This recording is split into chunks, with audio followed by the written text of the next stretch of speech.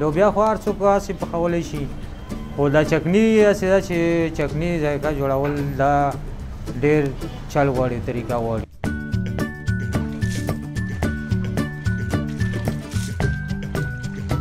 زما نامه امین شاه ده او مرحوم دلاور شاه زما پلار و دا 40-50 کال نه موږ دا کار کوو پلار مې کولو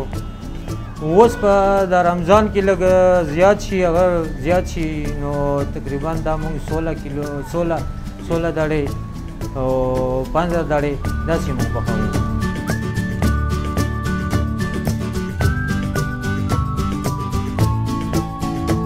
زما صابر شاه نامه ده زه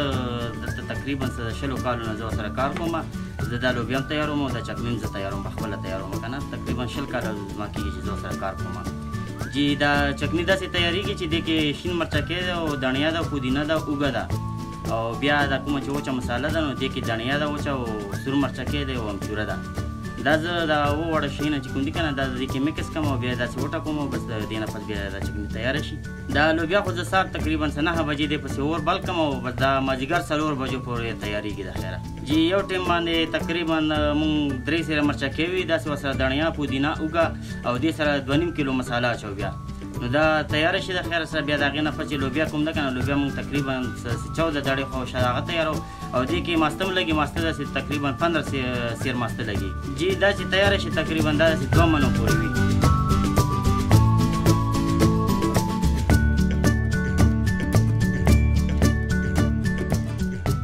انشاءالله خلک خو ډېر روان دي دا څه کوي چې تر دې ځي نه څه چې بار علاقو له لکه بار ملک له چې کوم دی که نه هغې ځي له ډیمانډ راځي مونږ له اکثر یې مونږ هلته ماسته وو خلک یې ډېره نه